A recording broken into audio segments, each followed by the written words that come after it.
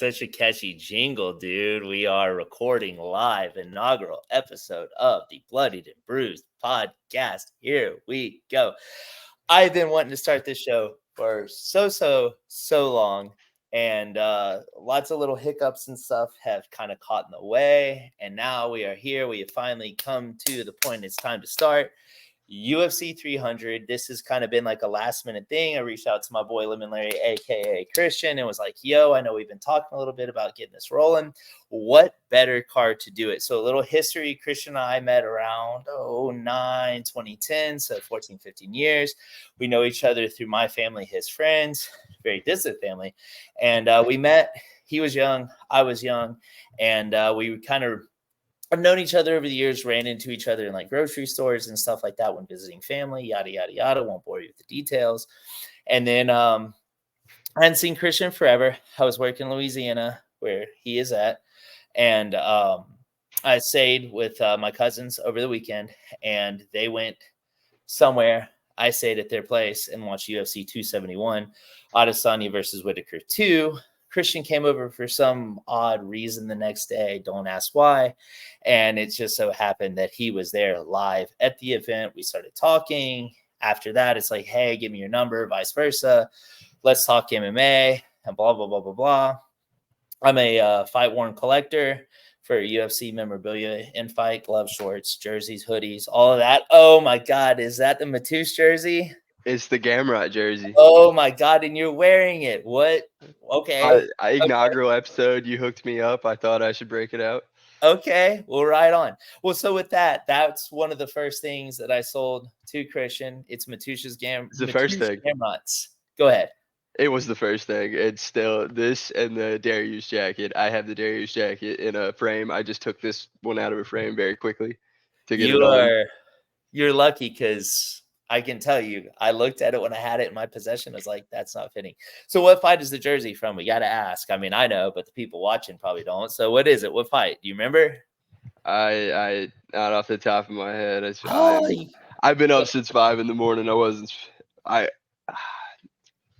I can't remember off the top of my head. This is embarrassing. Kimura sub. Jeremy Stevens. Jeremy Stevens. I knew that. Damn. Yeah. Now I feel dumb. No.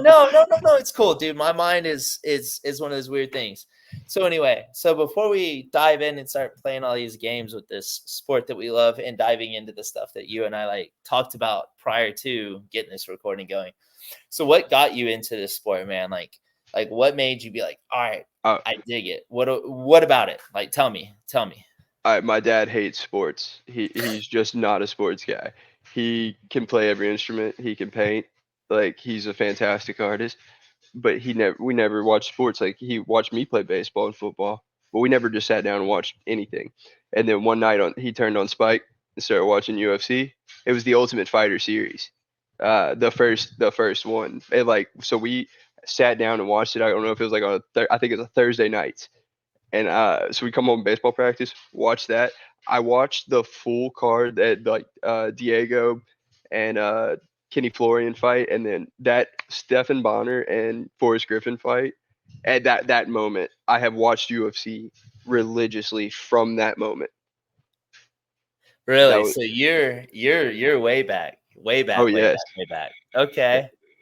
And hey, what a great card to start the fandom on, right?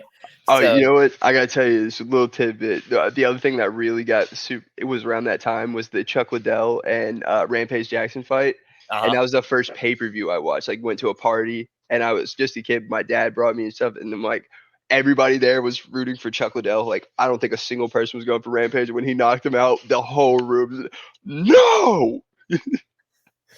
So it's funny. So back in the day, I obviously I knew what MMA, or as most people called it back then, right? Just UFC. Right? Because that was like the end all be all for most people, right? I knew what it was, right? And I knew you're like typical guys. Like, everybody knew who Chuck Liddell was. Everybody knew who GSP was. Everybody knew who Anderson was. And like, so I knew those names, you know what I mean? And then I had friends that watched it.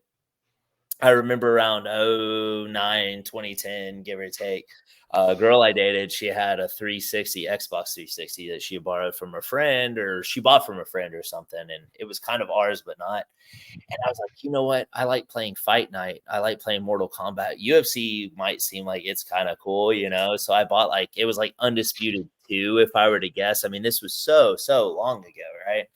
And I bought it, and I remember I made a created fighter for Barack Obama. That's the only thing I remember, big ears and everything. And then Listen here. yeah, dude, that too close. And then I got away from it, right? And didn't really pay much attention. And then I was working in Southeast Asia at the rise of Conor and the rise of Ronda, and everybody's like, "Oh my God, Conor knocked out Jose Aldo." I was like, "Who the hell is that?" And whatever, right? So I got an Xbox. I bought UFC 2 for the same purposes, bought Xbox One, and then played the game and, saw the typical people, saw Pettis, saw obviously everybody using Conor. I remember GSP, Bruce Lee was in it, and among others. And then Conor, that would have been UFC 228 or 229, 229, I think, Conor versus Khabib. Buddy of mine was like, "Hey, I'm going to this bar to watch this event. Do you want to go?" And I'm like, "Well, yeah, dude, I'm down to hang, and I know who Conor is. Let's check it out." Right. And it's funny, basing off a conversation you and I had earlier, which you're going to be like, "Oh God," just based upon what you said. One of the first fights I remember from that night was Jalen Turner versus Vicente Luque, and Luque just starching him. And the way he hit, the way the fight ended, I was like, damn, okay, this sport's pretty dope. And then Reyes fought OSP on that card. God, and then Lewis knocking out Volkov at the very end. And I remember looking at my wife saying, "These dudes, it's right here. This is it. These are big boys. Anything can happen." Pop happens. And I'm like, "Oh my God." And then how do you lose 14 minutes and what 14 minutes and 20 seconds of a fight and win it? That's insane. Exactly. And then it's like, you've got to do something. And Lewis does that little knuckle rub, and then pop, it happens. And then Pettis versus Ferguson happens, and you're just like, "Oh my God, this sport is fantastic." Then Khabib goes out there and does his thing. All the Conor fans and stuff are just screaming, "Get up, get up, get up." Mouthpiece out over the cage he goes. Stuff hits the fan, and I'm like, dude, this is a pretty dope sport. And after that, I'm on my phone. I'm like, okay, who's next? The next pay-per-view would have been Daniel Cormier versus Derek Lewis. I went to the same bar with my buddy to watch that one. And I was like, dude, I want to get involved with this. I want to know more. And then the card that truly, I don't even want to say the card, the fight that truly sunk its hooks in for me was Max Holloway versus Brian Ortega, which was UFC 231. That one, that fight was like grabbing hands, showing him how to block, in his hands, giving him thumbs up, changed it for me. And I was like, dude, I love this. And since then, that would have been 2018. So we're 5.5 years that long later. ago? Wow. Yeah. December 14th, I think. You have a steel trap for a mind, my friend. Oh, dude, it's kind of weird because I just remember UFC 232 was Jones versus Gustafsson too. That's kind of how I correlate the numbers. So that would have been Conor, would have been UFC 229 against Khabib. So anyway, we got way off track. I just wanted to kind of talk and introduce ourselves. I'm in a hotel room, hence the reason of this crazy, weird background and all that. So UFC 300 this weekend. I don't want to jump into this in order. I don't want to do any of that stuff. But let's jump into a fight that you started talking about when me and you were talking earlier. Jalen Turner versus Renato Moicano. What are you thinking, dude? What do you like about it? I got to shut the refrigerator. Hold on. What do you like about it? You can talk. All right. So I am extremely high on Jalen Turner. I have been for a while. I think in the lightweight, if he can continue to have successful weight cuts the way he has in the last two, he is a force that I think is very, very undervalued right now. That range is insane. His speed, insane. His step back counter is beautiful. His right hand it's so accurate. I mean, he reminds me of like a bigger. I mean, not in the same vein as Flashy, but he's got precision like Sean O'Malley does. And I'm not Sean O'Malley is in the hype train. Like, if you look at Sean O'Malley face value, he's a sniper. And I feel the same kind of way about Turner. I think Money Moicano is I wish he wasn't fighting Jalen Turner because I like him a lot. He's a funny guy. Like, he's like, my dad just had a kid. That was so funny. But if he can't get it to the ground, which I don't think he will, I think it's going to be very similar to the Brad Riddell fight, where he tries to close the distance, then he's going to get turned around with that, where Jalen's good at circling, especially to his opponent's power side and away from his opponent's power side and getting them to the fence. Like he backs up himself and then he turns it to where he gets them to the fence. He's one of those, like, leads them into traps. I think it could be a long night for Moicano, or a short night for Moicano. Like, when I say long, I think it could be an ass whooping.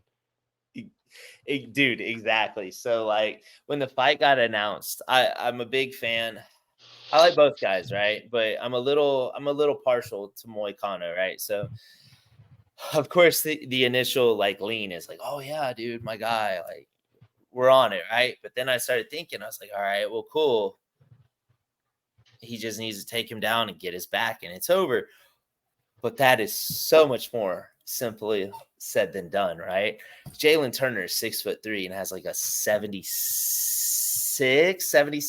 Ooh, I should look at the internet so I don't feel completely stupid. He has a long reach. He has a longer reach than Moicano, but at least 3 to 4 inches, right?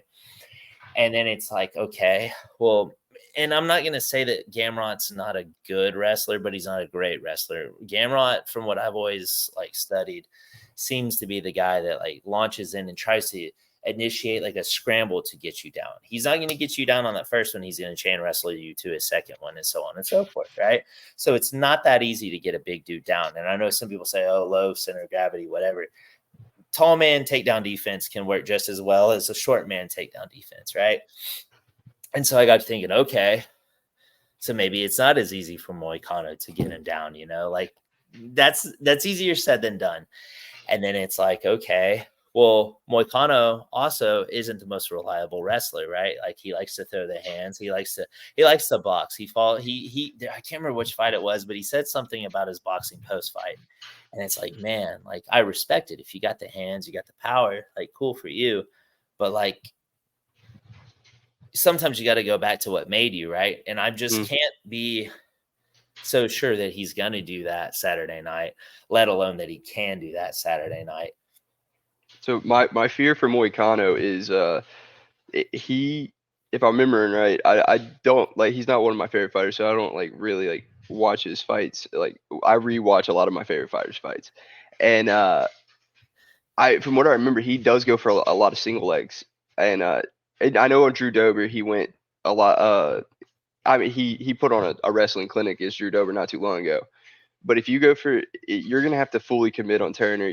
If you grab a single leg, when you're 5'10" and he's 6'3", those leg inches, it's so hard to get somebody off balance, especially if you can get anywhere to the cage. You're not taking him down. He's got good wrestling defense, and he's got sharp elbows from the clinic. And he's got great jiu-jitsu too. That was the other thing. It's, to me, so if you were to ask me, I think that Turner's probably going to knock him out late first, early second, if you were going to ask me. But if Turner either stuffs a takedown and catches something on the takedown, or just reverses position, gets on top and pulls something, nothing is out of the ordinary. I'm not a betting man. I told you prior, this is not like a betting show by any form or facet, but like, I think it seems like, looking at the odds, the difference between, you know, KO, money line, and sub, really, well, there is a difference, obviously, but like, if you look at like KO and sub versus like finish only, like, to me, there's no guarantee that he's going to do one or the other. I think the option is open for both. And if Moicano goes out there and gets his back and somehow chokes him out, like, hey, I'm not going to be shocked in the least. Like, you know, yeah, nothing is shocking. Nothing is shocking. I'm sorry. Did you say what? I could see it. I could see definitely. it. Definitely. But, you know, like, to me, the initial fandom, and I'm not saying I'm a diehard Moicano fan, but the initial fandom was like, oh yeah, Moicano, and then it's like, yeah, okay, we're going Turner. I'm impressed. If you were gonna ask me, do I think he's like the future of the division? How old is he? Like 20? He's young. How old? No, he might. I think he's. No, he might be later 20s. 28. Yeah. So yeah, he is young. I mean, so he's still got time to, for lack of a better term, improve. But I definitely think that he has a lot of skills. He has a lot of talent, and I do see him as being a potential top 8, top 5, if not top 3 maybe, but definitely top 5. I could see him being top 5 by the time he hits like 30, 32. So anyway, moving on from that one, what are some other fights that stick out to you from this card? What are some other ones? All right. Do you want? Let's go. Let's go. Another one that I've been talking about a bunch. Calvin Kattar, Aljamain Sterling. I want you to talk first on this one. Ooh, okay. Aljamain gets so much hate, and I will be the first one to deliver it because you're I one of respect him. He's one of the he's a goat in bantamweight. Nope. No shot. He's bro. All right, we can argue his record all day. Oh, we will argue his record, dude. What he did to Sandhagen, it puts him up there. I'm not going to disagree. Sandhagen's a bad man. True. I'm not going to argue that. Do I think he's an all-time great at bantamweight? Probably so. Yeah. But these people that are like, oh, the GOAT. Maybe prime TJ. As much as I hate him. Prime Dom and prime I don't know if you take prime out Cannon. Dom. Cannon? Yes. Resume wise.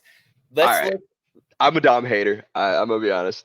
I mean, I'm not the super fan, but I'm gonna tell you that Sterling wins a belt after getting his ass kicked by He didn't throw the knee. I get it. He didn't throw the knee. Here's my thing. If he would have went down and be like, damn, I hurt. I don't think I can fight anymore. Cool. But God, he played it up. I just don't see you knee me in the head like that and I'm not out and be like, oh no. Yes. Can't fight. I can't fight anymore.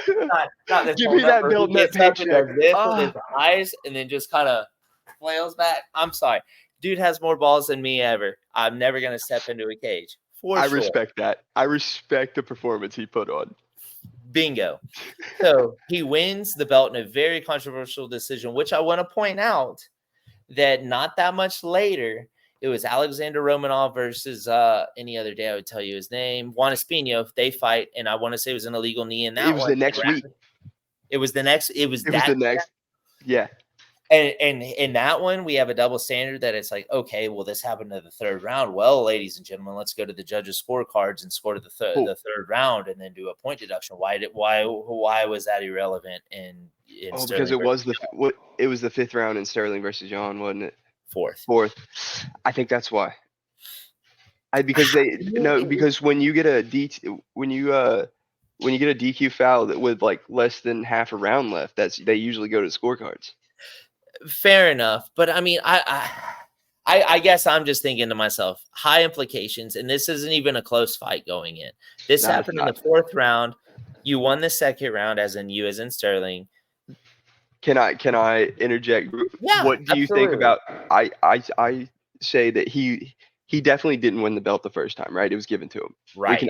Everybody can address that or acknowledge that. But new neck Sterling. Like when he got his neck repaired, he's looked completely different. He got caught by Sean O'Malley, but he dominated Henry Cejudo. And I'm sorry, TJ Dillashaw. I know it was busted shoulder. And then I know, but again, that's not his fault that his opponent came in with a shoulder. Fair. But he won against Cejudo. I honestly, there's a lot of people that say it was a robbery. Do I think it was close? It was close. Very much so. But like I looked at my buddy and he's a big Cejudo fan. I'm kind of neutral. I definitely like him more than Sterling.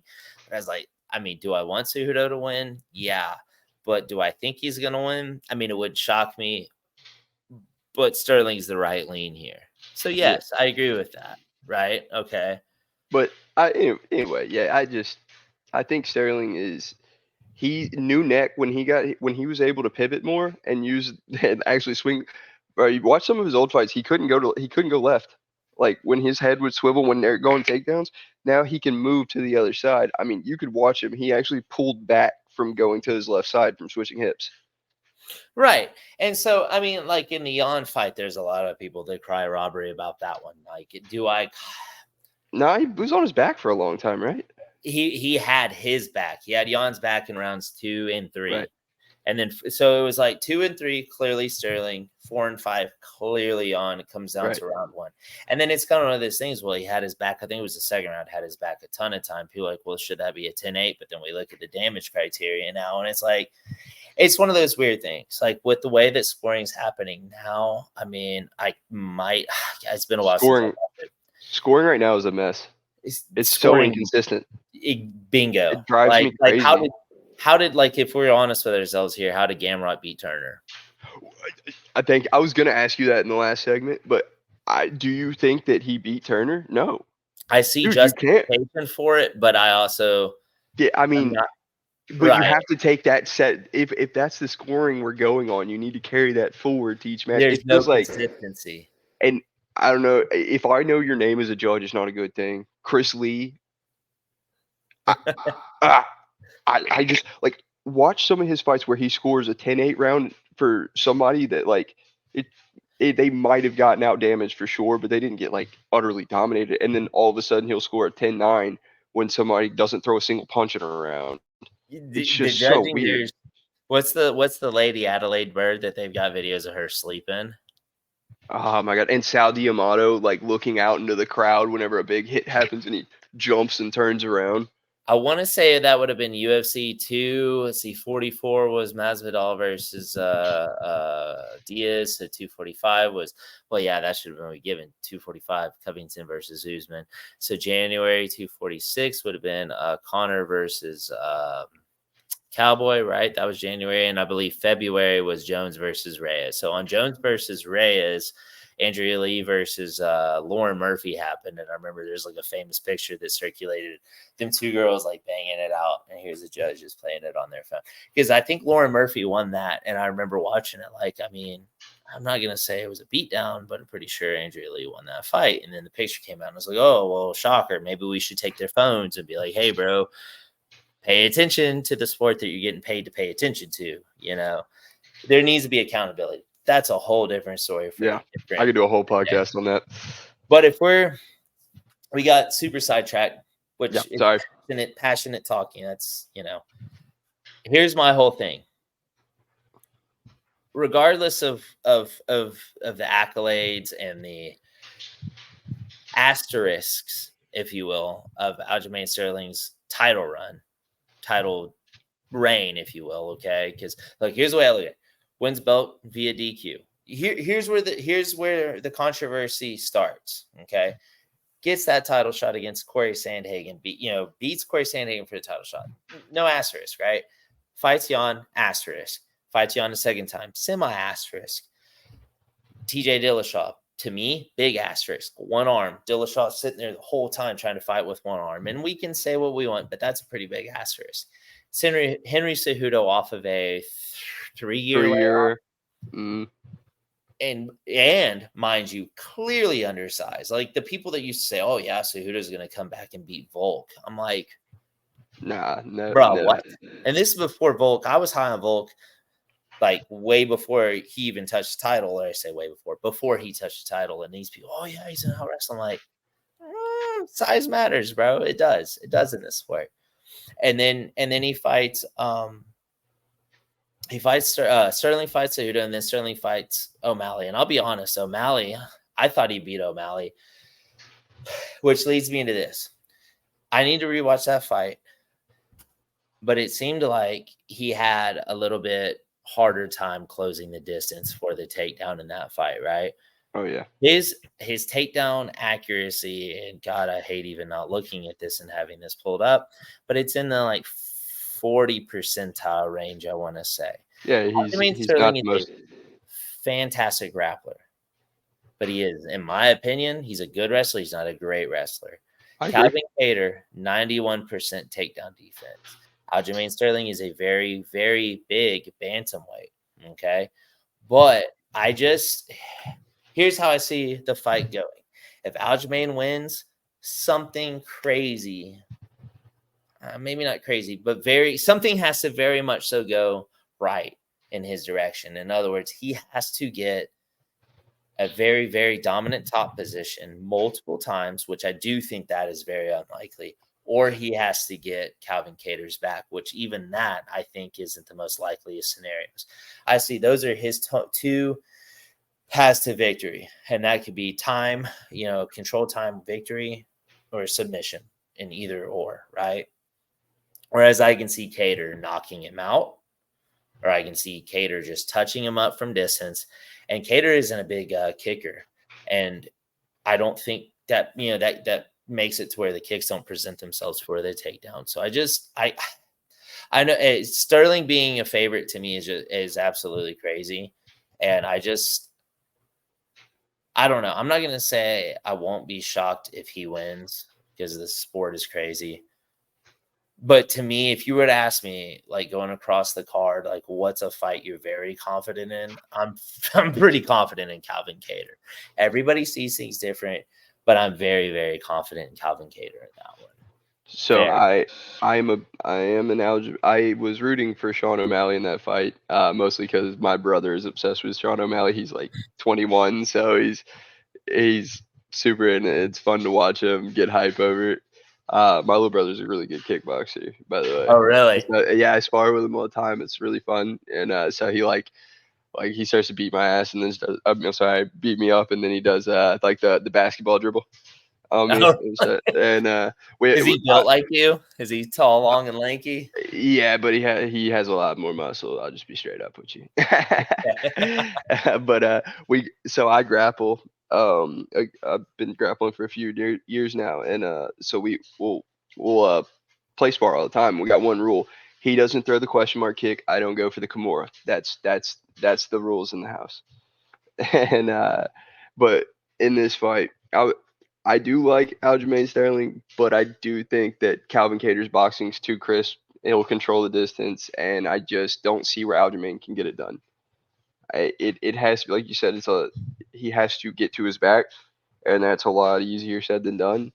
And I think I know Kattar. He's coming off like what, a year and a half ish. It's been close from the Arnold Allen fight. Yeah, it's been close. But he was getting beat up against Arnold Allen though. But that Allen's just a different animal. But I would pick Allen to beat Sterling. So I would pick Allen to murder Sterling. Yeah, that's MMA math, but yeah, definitely. I'm definitely leaning Kattar on this one. But Sterling, like, I don't know. It'd be cool to see him. I like to see him shut people up and just like poop on people's dreams. It's fun. Yeah, and I get that. I guess. And I love Merab and Aljo together. Yeah, I do that. I do love the bromance between them, and maybe I hold a little grudge because I am a Petr Yan fan, which props to him for honestly possibly saving his job, because I thought, man, if he loses to old Song Yadong Song, whichever side you want to take in the pronunciation, I honestly was leaning Song up until like 3 days before that fight, and I was like, oh, I don't know, man. I'm a Song hater.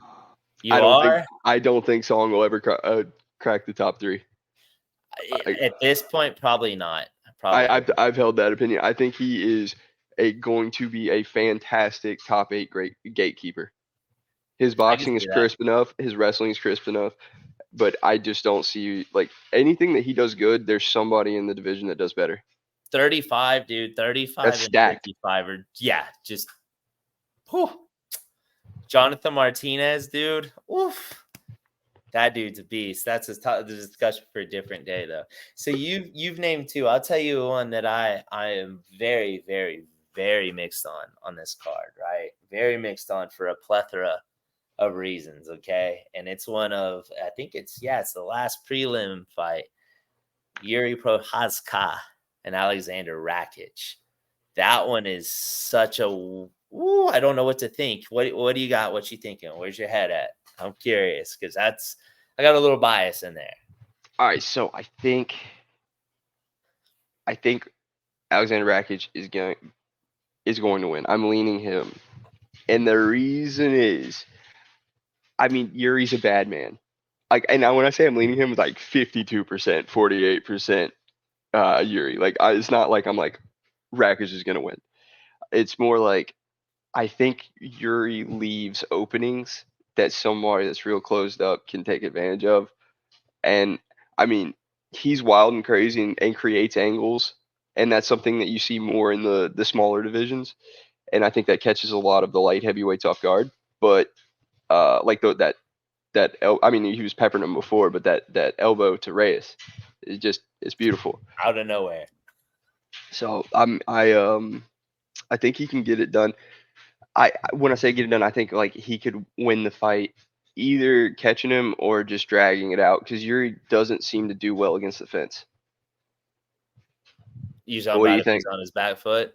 Yeah. Yeah. So I'm a little biased, man. So I had heard Rakic's name shortly after. I think this would have been, I got into sport late 18. So 2019, I'm not going to, the main fight was Smith versus Gustafsson. And it was a main card fight, I believe, and it was Alexander Rakić versus Jimmy Manuwa. And that's one of my favorite knockouts ever, dude. Just the positional shift to the head kick is just beautiful. And a lot of people give him hell for some of his, for lack of a better term, more boring. I mean, not even a lack of a better term, his boring fights against Thiago Santos. But when you watch that, even though the volume and the contact was low, there's some crisp, technical combinations that he throws.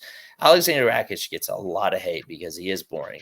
And it is because he's smart and he has high fight IQ, I think. He fights to win, not like fights to win, if that makes sense, right? He comes to win, not come to fight.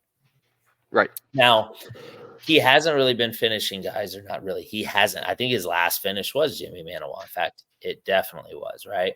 And my biggest concerns with him is he has tall man defense. He does kind of rely on getting out of space. Exactly. And it really, really showed against Jan Blachowicz in that first round. It really, really showed. Now, Jan, one of his most underrated weapons is he checks leg kicks fantastically. It's what worked against Alex, it worked against Izzy, and it worked against Alexander Rakić as well.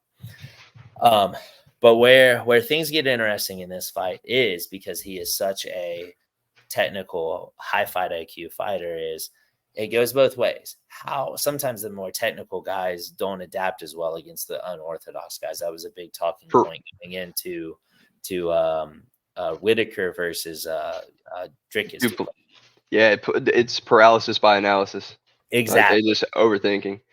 So 100% on the table. Yuri has got crazy head movement. He's unorthodox. He does a lot of stance switching. There's so many things that he does that are so awkward that I could see definitely throwing Alex off.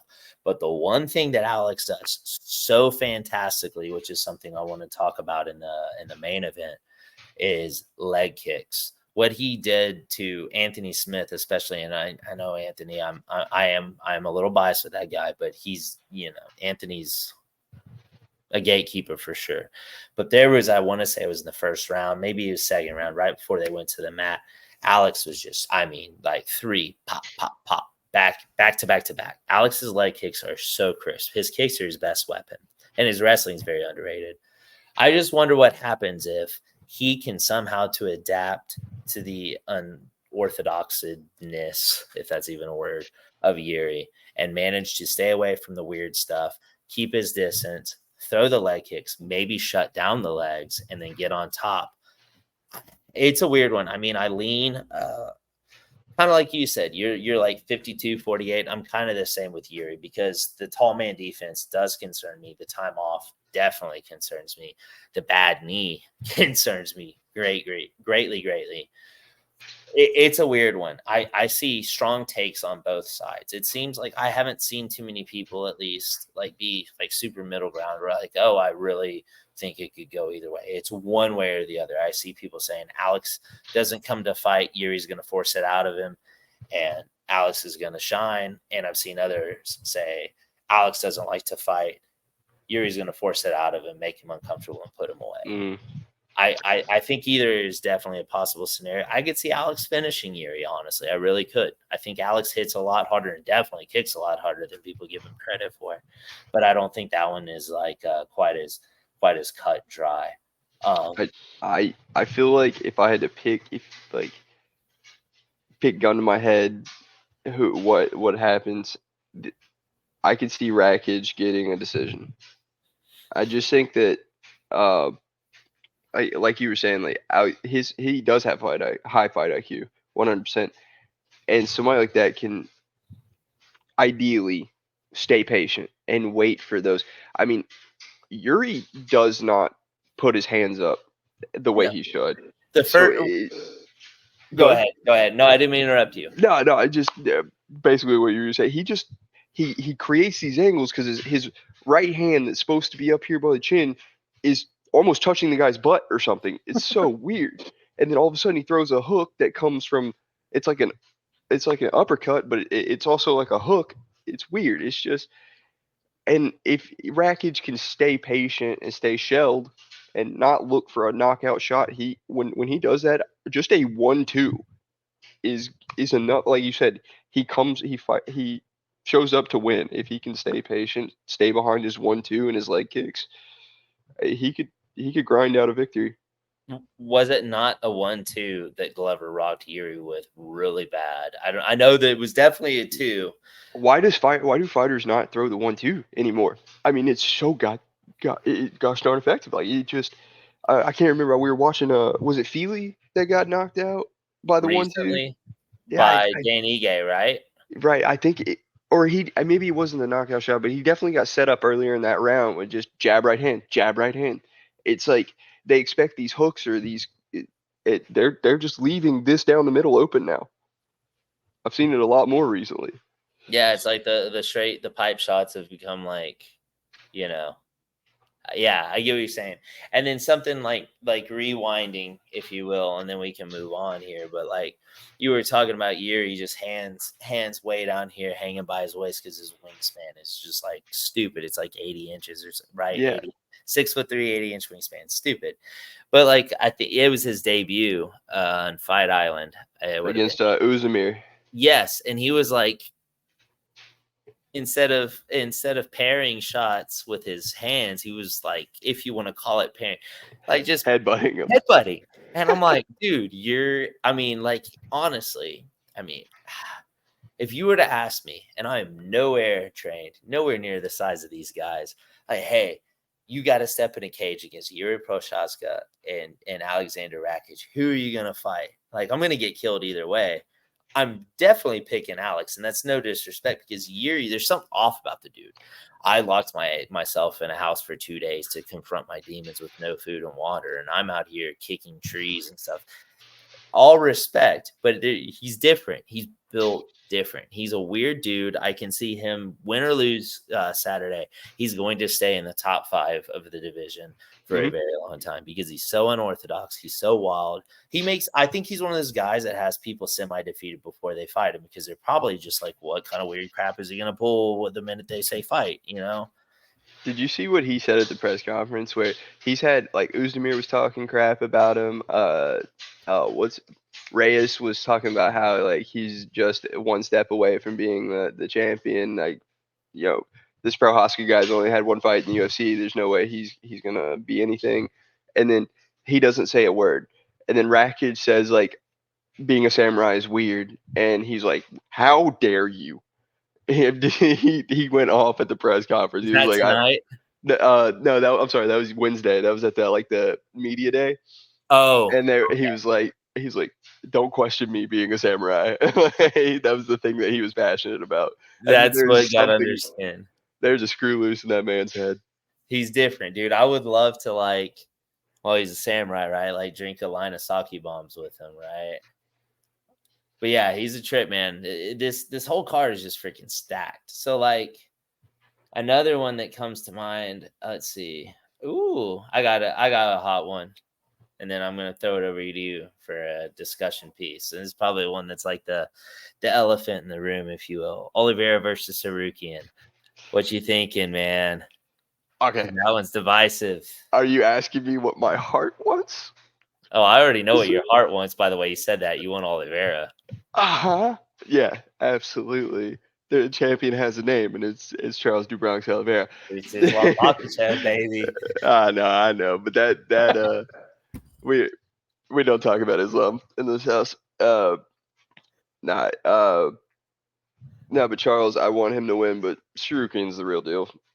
I'm not even trying. Yes. I think Oliveira is legit, but the run he had is awesome. He should go in the Hall of Fame. Absolutely. But the Tsarukyan, what he did to Dariush, and you know that I am a big Dariush fan. I got to meet him. He's cool. He's a very, very nice guy. But I actually have his signed jacket I got from you.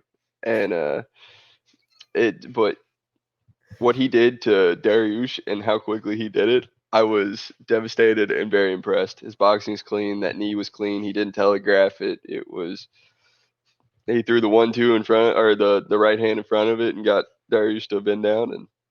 And I think he's gonna do similar things that Islam did to Charles, unfortunately.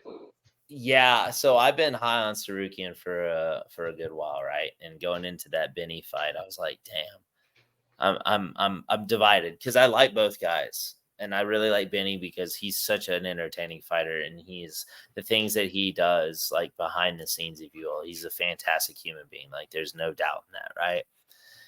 But I really like Harmon a lot.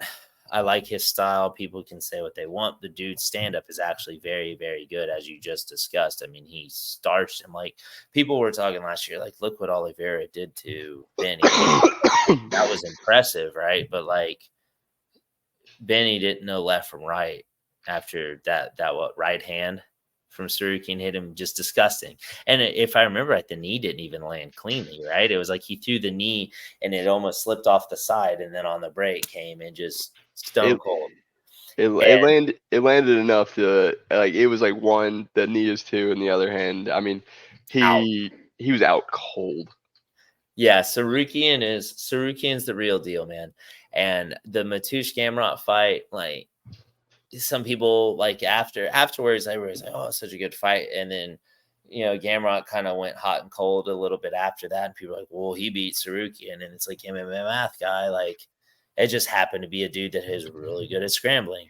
I think that, man, I honestly. All right, let me phrase it this way. How much of a chance do you give Oliveira to win? Do you see a path to victory for him, like, realistically? I could see him knocking him out. I agree. I mean, he did get caught, but Tsarukyan did get caught by Silva just 2 fights ago, and I mean, he recovered quick, and that scramble was amazing. And I think that scramble that he did half unconscious against Silva is the reason why I'm like, he could knock him out, but it's got to be one shot across the chin starches him. Or he causes him to shoot and he snatches something up. It's one of the two. I mean, like, not to divert too much, but how about Brendan Allen being like a delayed chicken leg and then managing to take down Chris Curtis and get to top position? That was pretty impressive. That's a story for a different day. I'm a big Brendan Allen fan. I'm a big Action Man fan. So you are? I like Chris Curtis too, but I've been high on Brendan Allen for a while. Nah, dude. And he's from Louisiana, isn't he? Yeah, Slidell. Yeah, there we go. Slidell. I played some baseball there. Yeah, that's another part. And we've had discussions a little bit on social media, so that also makes me semi-biased, and we can talk a little bit more about that pertaining into some things later. But yeah, man, I think Tsarukyan wins. I actually think Tsarukyan might knock him out in the second round. And the biggest thing, this is why I was so confident in Islam beating him. I know that Islam was a huge favorite, and everybody's like super disrespectful, which I understood the reason why. But so many people were piling onto Charles, and I was like, and that's actually why I picked Benny against him too. As I said, everybody is dropping this fool. It's going to take somebody who's not afraid to be on the ground or on top of him to beat him. The minute somebody is able to drop him and follow up or commit is the day he loses. And this day is going to be Islam. And then what do we get? Counter, drop, triangle, over. And I could see a sub win too for Arman.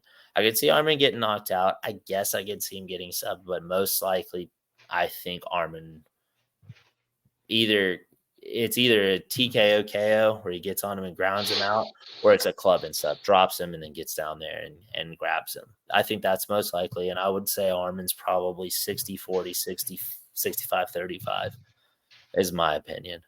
Yep. I would almost put it a little bit higher. Really? Because I just see I mean, I do love Oliveira, but just speaking just on MMA, no feelings. I just think Tsarukyan he's the one that I look to be like, I want to see him fight Islam. I want to see Islam fight Tsarukyan. I think that is that rematch is going to be. I mean that's arguably Islam's hard. No. I was gonna say it was Islam's hardest fight, but Volkanovski won. It was a good fight too. Was that? I mean, Tsarukyan. I mean, wait, no. Volkanovski won that 5-round war. I think that was a little harder of a fight than the Tsarukyan fight for Islam. You don't think? Yes and no. It depends. I mean, they're both hard or difficult for different reasons, right? But I'm just saying that Islam, other than when he fought Volkanovski the first time, and Tsarukyan has looked like he's been knocked out. And that's his only flaw. Yeah. Oh yeah, dude, that David Martinez fight. That just doesn't exist in my mind sometimes.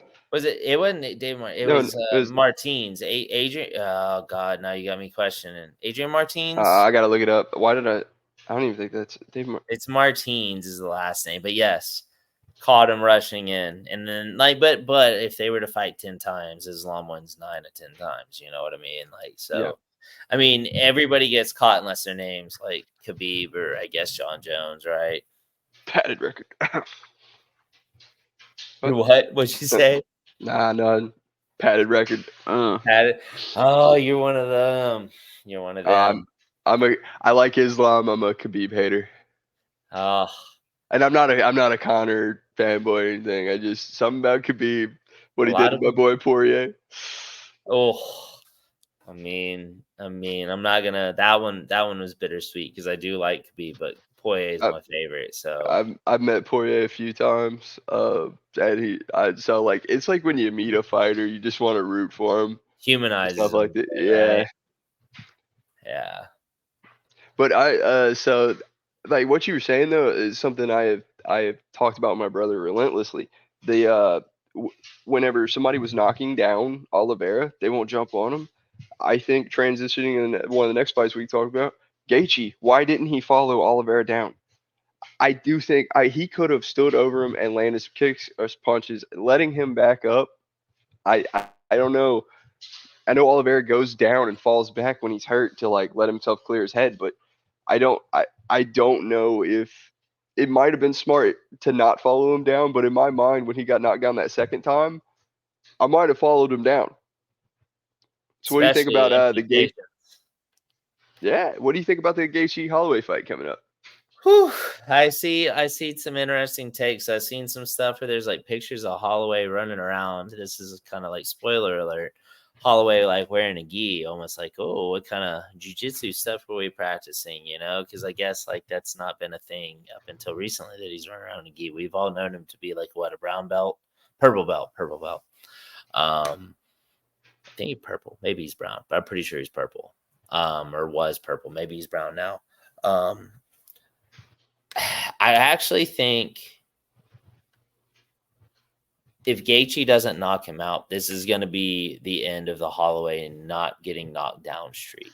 I truly do. Oh, I'm so scared for that. Like, that's one of the coolest records in the UFC. The most strikes landed, the most strikes absorbed, or is it the most Yeah, strikes absorbed? Yeah, both. okay. Both. I thought so.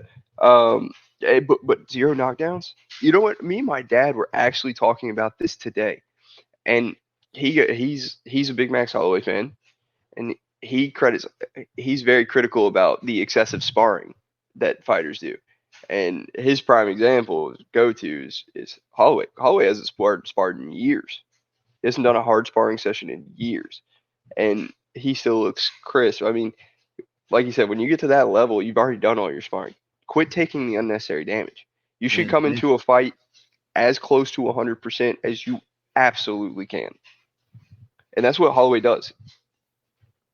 But Yeah. Gaethje, did you see that clip that came out in the last few days where Gaethje was talking about he went into the Oliveira fight and 18 days before the Oliveira fight, he got into a bike accident and hit his head off the concrete and was going into the fight with a concussion? No. Yeah, he was just on a podcast and he was like, yeah, 18 days before the fight, I was riding my bike, fell down, hit my head off the concrete, had a concussion, but he's like, I was prepared for it, so I didn't want to pull out of the fight. Why? I mean, I get not wanting to pull out of a title fight, but But a dude, concussion. that just seems so silly to me. If you get like a head injury and going into a fight, don't hard spar and get knocked out 3 weeks before a fight and come in and get starched and you're like, I wonder what happened. Shocker, right?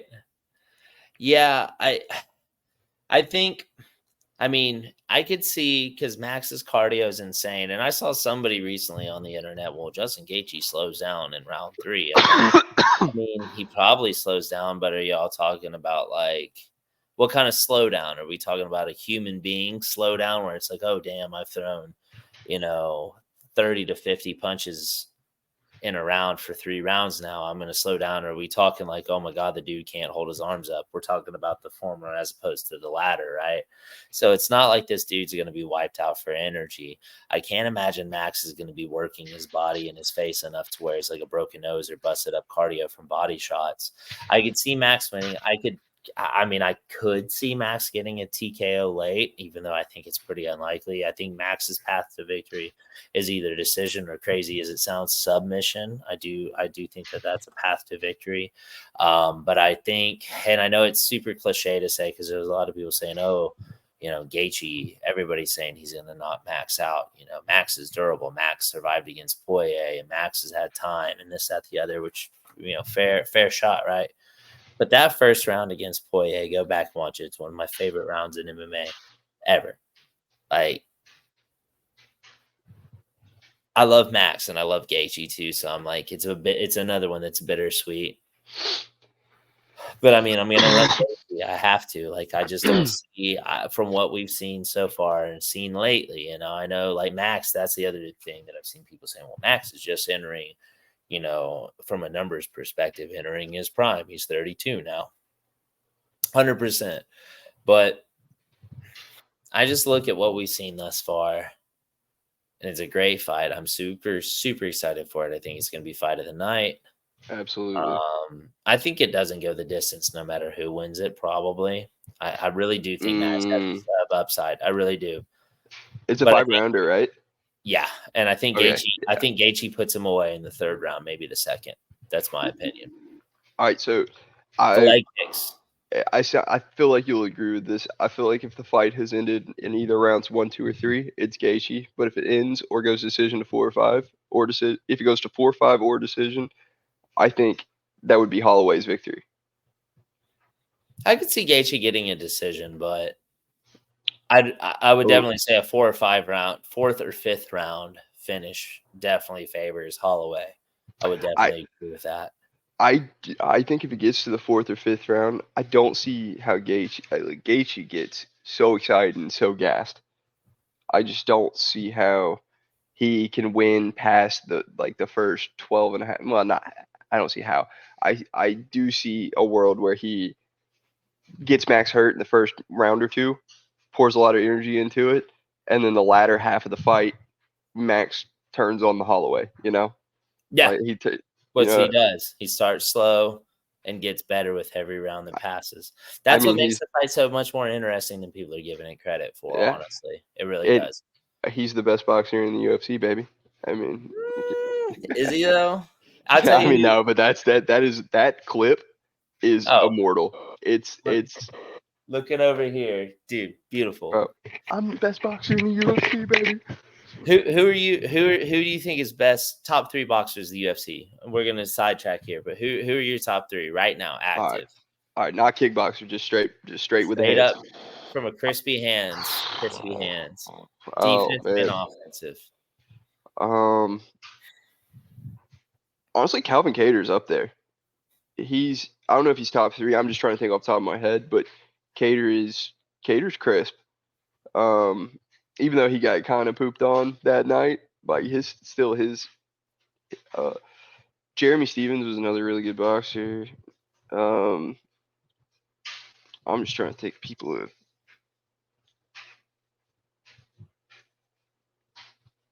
Dang, I don't know.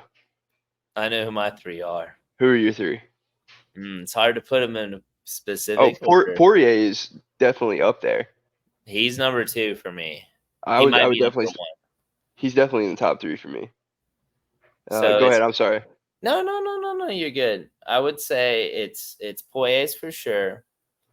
It's a toss up in third between Max and Petr Yan, and then actually who I think might be number 1 boxer right now, currently, Ilia Topuria. Okay, yeah. Ilya is definitely up there. Yeah, dude. No, Ilya is crisp as hell. That Jai Herbert combo. Bro, and to fight back through that adversity was crazy because he got rocked twice. Big head kick. Twice, yeah. He got messed up that first round. And to come back in the second round and not even look, he didn't take his foot off the gas from that second round. It was that's why I really thought he had a good shot. I actually did pick him against Bolt, and I made some money on that fight. Poirier gang, I called it second round, baby. Did you? That's awesome. I should have bet it. I didn't pick around. I'm not a big gambler anymore. But that was one, like, when it's a big fight like that, like, I do put a little bit of money every now and then. And that one I was fairly confident in that fight. Like, I was confused. I'm like, brother, he got knocked out. Volkanovski got knocked out 3.5 months ago. He's fighting Topuria. Topuria is crisp. Like, he's going to find his chin at some point. I just thought I was pretty confident in that one. But I'm sorry. No. I was just, your other one was Petr Yan. I agree with that one. I don't know if it's top 3, but I'm trying. I feel like there's somebody I'm missing. But Petr Yan is a good answer. I mean, Bobby Green's a pretty good boxer too. Yeah, he is. I'm not gonna say he's top 3, but he's pretty good boxer. Man, there's somebody. I just feel like it'll come to me in a little bit. Yeah, but you'll wake up in the middle of the night and it's like, I'm gonna text you and be like, "This is it." Nah, but the top 3 you were saying, Poirier he's crisp. I mean, he number 2, he's top 3 no matter what way you slice it.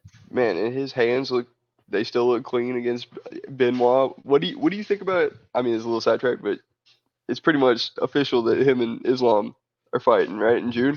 I saw that he's saying that hasn't been offered. I mean, you know me, I'm gonna pull for my boy, and I like Islam, but I'm gonna pull for my boy. I'd like to see him, get his one last shot. Even do I think it's fair? If it hasn't been booked at this point, I don't think it will be. I mean, we're a weekend, unless everybody gets just busted up this weekend, right? Yeah. I just don't see a universe where he gets it. And is he deserving? No. But would I like to see it just because the fanboy in me? Absolutely, yes. But do I think it goes very well for him? I mean, I would like to think that would be the one time, divine intervention would kick in and he jumps the gilly and it happens for him. But is that very likely? Probably not. I think Islam probably would sub him in the second round, maybe third, unfortunately. Josh Emmett's got good hands. I don't know if he's the best boxer, but he's got some. I mean, I I guess I'm forgot just you're a big fan of Emmett. I remember that Yeah. because you were texting me during the Taporia fight right before that. He's getting beat up. That was not a good. But what he did to Bryce Mitchell, Frightening. I brother, was in a bar with some people and we were all like, "Oh, bro, that's I'm not a big Bryce Mitchell fan. I'm a big Josh Emmett fan. I went from celebrating to like, I hope he's okay. it was concerning. It was Yeah. it truly was concerning. But Truly. so so you said your overall pick was Gaethje. Like Yes. you're leaning Gaethje. I am right there, like 50-50. Don't want to pick because I truly do love both these guys. I love watching them. Too. I mean, the one thing you can say is for sure going to be fight of the night. And I don't know if you heard Dana. All the bonuses on this card are 300,000. Dude, yes. Which great. I hope people deliver just for that, man. That would be I really do think that people were talking about 299, how it was better. And at the time I was like, yeah, it's a great card. But now that we're here fight week, I'm like, my God, this is a great card. Like, circling back, like, what do you think of another one that's on this one that I think is a sleeper? As crazy as that is to say, Andrade versus Mahina Rodriguez, I guess, if we're going by Brazil standards. What do you think? I think I'm leaning on Andrade because if I remember right, her what's her name? The other one? Mahina Rodriguez or Rodriguez. I can't really, I that's why I mess it up. But if I remember right, she's 1-2 in her last 3, and she beat Waterson Gomez. Beat Waterson, lost to Jandaroba. And then she got knocked out by Lemos. Hey, so she might be 1-2 in her last 3. So I think all right, so yeah, I know she struggled in the stand up against Lemos and yeah, that's it. She's 1-2. Hey, when Waterson win, Verna lost, Amanda Lemos, TKO, Yan Zhao and split decision, Mackenzie Dern. So she's 3-2, but I think Andrade's got power. I can see this fight. I'm leaning in Andrade, but I don't have a big opinion either way. What about you? I think Andrade, I mean, not confident. I'm not confident a lot of times, to be honest, because weird things have happened. Like, what was it, Maria Agapova, which, who is she, versus Shannon Dobson? Like, no respect. Huge favorite. Everybody's like, oh, yeah, she's going to walk through her. And then she just, blows herself out and gets clowned. Like, stranger things have happened, right? Which actually is going to lead me into our next one that I want to bring up. But I think Andrade, I do lean Andrade pretty heavily. I think she can wrestle. A lot of people act like, oh, well, she doesn't wrestle. But you look at the people she's been fighting recently, they're not really people like Erin Blanchfield or Tatiana Suarez. Those aren't exactly the people you'd say, hey, go wrestle against sister. Or Mackenzie Dern, especially when there's a differential here. Like, why go there, Yeah. I think I could see her catching her on the feet because Lemos did the same thing. Or I could see her taking her down. I could see her submitting her. I could see her grinding her out to a decision, or I could see her TKOing her. I think I could see Mahina somehow catching her and just touching her up from a distance, but I'm pretty confident in Jessica in this one. I really am. Am. All right, so you already had a fight queued up. So there is one that we have. Actually, there is one we got to talk about before the end of the stream. But go ahead. We're almost there. We're about to touch on all of them. And I already know which one I think you're talking about. But the one I wanted to talk about by weird ones, and then we'll pass it to you, Bo Nickal and Cody Brundage. That one is one of those ones that the line is so wide, but stranger things have happened. I don't think stranger things will happen. I really don't. You think Brundage has a chance? What percentage chance? I think he has a very slim chance, but he has the chance of something freak happening, like a broken finger or something. That's why I'm not like that's why I'm saying like nothing is for certain. in this sport. Like No, crazier it's not. things have happened. Like, But- I mean, look at the leg break incidents. Like, I mean, just the craziest things. I could see a finger getting, snapped or a toe getting snapped. But I mean, What if do you you were to think? ask, Is Bo Nickal, you think he's the real deal? I'd like to see him. I think it's kind of crazy to me, and I get trying to, for lack of a better term, slow play or pad somebody's record. Like you and I talked in text the other day about Peyton Talbot. Mm-hmm. I do get that. But I mean, it's kind of crazy that we like throw Joe Pyfer up to Jack Hermanson, and then we're going to throw Bo Bo Nickal to to Cody Jamie Brundage. Pickett and Cody Brundage. Yeah, and that's no disrespect to Cody Brundage, but like if we're so high on this guy, I think they do kind of want to slow play him. Like, and I get that.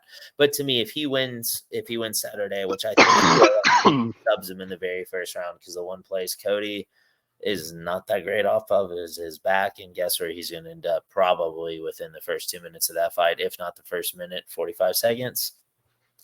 On his back. I think he gets subbed in the first round, and I think it's probably pretty cut and dry that way. But if he does that, if he does it impressively with no pushback or what's the word I'm looking for? Adversity. Thank you. There we go. I think we have to jump into the top 15. So I want to know what it looks like when Bo Nickal gets hit. I mean, he's a wrestler. I get that. He's an amazing wrestler. I want to see what happens when he gets into an MMA fight because he still hasn't had one. He's just knocking people out, which is, he's not a wrestler. He submitted Jamie Pickett, but I mean, his first 2 fights or 3 fights, they all went under 2 minutes or something like that. I think. Yeah, it's a pretty small. And then knocks out that dude on. Well, the guy was it Woodburn? Val Woodburn took it on a few days' notice. So I don't. He stepped up for sure, but I don't think it would have made a difference after seeing Val Woodburn's last fight. Nah, he fought recently. Yeah, he fought at UFC 298, I think. Okay. I'm drawing a blank on who it was, but he was a He got beat up. Ooh, I hate to say that, but I can't remember. I want to say. I remember the fight, but I don't at the same time. But anyway, Bo Nickal, I want to see what adversity looks like against him because I mean I think he's the real deal. I really do. His hands are clean, and it's not like you're gonna. I mean, he rolls with B team and stuff, so like he's a legit his hands are good enough to get him through fights, and if some adversity comes his way, unless he crumbles, I think he's got the wrestling advantage over everybody, the grappling advantage over most people, especially at 85. Yeah, I mean, I just think that if he beats Brundage and does it in convincing fashion, I don't want to see him against any no names or unranked guys again because I don't think you should have a line that's minus $2,000. Like it's minus 2,000 or something crazy. Insane. Then why are you making that fight? It's not a short notice fight. If I don't know, maybe it's all the hype, the money's going behind him, but that's what I would have put the line at. If you give me those 2 guys, I'm like Cody Brundage. I watched you knock somebody down, get on top of them, get reversed, and then get knocked out. Like I just don't see what you're gonna do to Bo Nickal. I mean, yeah, exactly. And then so I pulled up the rankings over here, and I'm just kind of like looking at them, right? So like the guys, a couple boys that have dance partners, right? You got Caio Bahayo, he's getting ready to fight. Future of the division. I think Caio Bahayo is fantastic. Super high on him. And then the dark horse, to me, or one of the dark horses, is definitely he's getting ready to fight too within the coming weeks. Is Anthony Fluffy Hernandez? He's getting ready to fight Roman Dolidze. That's a good fight. That is a great fight. I would like to see. I mean, if we put him against Fluffy, it puts him against another wrestler. And I mean, I guess wrestling negates, but I mean, his wrestling is obviously going to be better. But we know Fluffy has a gas tank. And I do think Fluffy beats Dolidze. I mean, obviously, Jack Hermanson, however you want to say it, is always on the table. And then Michel Pereira. Is it Michel Pereira fighting? He's getting ready to fight. Oh God, he's booked against somebody. Hold on, let's see.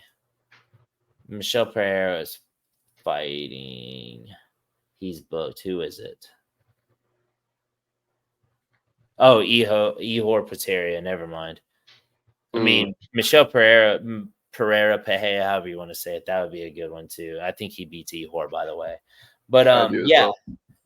So we both are in agreement that he's probably going to end in the first round, and at least me, I think it's submission, and I think it's going to be within probably the first 3 minutes, if not less. Safe bet. All right. What fight do you think I want to talk about? Super Sadiq and God Diego dang Lopes. it, you're good. You are good. That is impressive. All right. This is you. Remember, you had a while back. You said you were pretty confident in Kattar. Like that's the one that you really feel on the card. I feel like Diego Lopes is legit, man. He to do what he did against Iboyev on 2 days' notice, less than 2 days' notice, because he just happened to be there with Grasso. Made weight, looked amazing on 2 days' notice. I don't care that he lost, bro. You were getting put on the bottom position against Iboyev, and you're throwing up submissions like that. I was so in, like after that I was like, oh, this guy's legit. Oh, this guy's I love grappling. I love grappling. I know a lot of people get bored when the fight takes place on the ground. That dude is so high level jiu-jitsu. And he's got hands. He's got like where this is one where I'm fairly I'm not putting much on the I'm not betting too much on this card, but that is one of the picks that I have. He's good. He's cool. Love his hair. He looks like he should be in a Taking Back Sunday tribute band. Brother, he could be the lead singer or he's cool, man. I just love his whole aesthetic. I want him to win. Yeah, what about you? I do too. I mean, I initially thought it was very cut and dry. I really did. And after kind of going back and looking at some numbers and rewatching some stuff with Sadiq, I don't think it's as cut and dry. Like Sadiq has got very good takedown defense. And when he gets taken down, he does get back up. But it's like one of those things of and Diego's striking from a technical standpoint and a defensive standpoint isn't fantastic. But I don't know, man. It's kind of like one of those things. It's sometimes it doesn't have to make sense for it to make sense. Yeah. And there's other guys that have been like that. And there was somebody I was talking to, a buddy of mine, about that recently. Sometimes it doesn't have to make sense for it to. And I think that Saturday night, that is one that regardless of the hype and what people are saying, that, oh yeah, it does make sense because everybody is on Diego because he's the favorite, like a minus 130, minus 130 or something like that last I looked. But when you had the kickback of well, here's where Super Sadiq could beat him. Yes, I 100% see that. And I did kind of contemplate changing my pick, but I just feel like, do I think he's going to be the champ? I mean, I'm trying to remember how old he is. He's young. He is young. I just don't see anybody beating Topuria right now. So there's that. So Topuria is the big asterisk there. I could see where he presents problems to everybody else, but I think Topuria is on a different level. I think Topuria, Evloev coming up, I thought was okay, this dude's going to be the real problem. And then he fought Arnold Allen, and I was like, yeah, he looked good. But the Evloev that showed up and fought Arnold Allen is not going to beat the Topuria that fought Josh Emmett or Alexander Volkanovski. Different discussion for a different day. But I do think Lopes is the side, and I actually think he probably submits him via rear naked choke from back, either if he's on the back, on top, belly down, belly up. I think he gets him with a rear naked choke. I think second round. I think he's got a good chance. Lopes, I'm talking about. I think he has a great chance of putting on a fantastic show on a big card, and I fully expect his stock to rise. Oh, I do. I think I'm here for it, baby. Let's go, dude. Let's go. I like Sadiq as a dance partner for Lopes. I think he is scrappy enough that this is the other fight that I think has a really high potential of being fight of the night. I do too. So that's really And if Sadiq, and I don't hate Sadiq, you know, if he ends up winning, then I would like he's that I could see it, but I just feel for some reason I just got this feeling of like Lopez is the real deal. I think he champion. No, you'd have to see how that plays out, but I would want to see much more before I said he could be a champion. But I definitely think he's going Top to 10. be in the top 10. There you go, top 10. Yeah. He will find a home in the top 10. Absolutely. So there's 1, 2, 3, 4, 5 more fights. We can breeze through a couple of them. I want to save the main event for last. What's another one that you want to point out? All right, let's see. I'm just Which one looking you through. want to jump Oh to? yeah, let's wait, let me see. We got to hit this one real quick. The opening card, Davison Figueiredo, Cody Garbrandt. All right, like why does my mind why do I think that Cody Garbrandt's gonna win? He's shown me not much to think that he's gonna win, but here I am. Like he could do it. He could do it. But no, I think realistically I think Figgy wins. But I mean Cody Garbrandt, he was legitimately the greatest bantamweight in the world when he fought Dom. I'm a Dom hater. I will address that. I love hating on Dom, but in that fight where Cody beat the hell out of him is in my top 3 fights of all time. Love it. Rewatch it all the time. Classic. It's amazing. But Figueiredo against him, I mean Figueiredo was a huge 125er. So I mean, his power obviously translate. Who did he fight? It always escapes me. Was it Rob Font? Yeah. No, it wasn't. At Yeah, it 35. was. So he beat up Rob Font. I think he could absolutely starch Garbrandt. Don't want that to happen, but it absolutely could. What do you think? I mean, my initial, it's another one. Jumped in, Davison, that's it. Done, right? And then I got to thinking about it.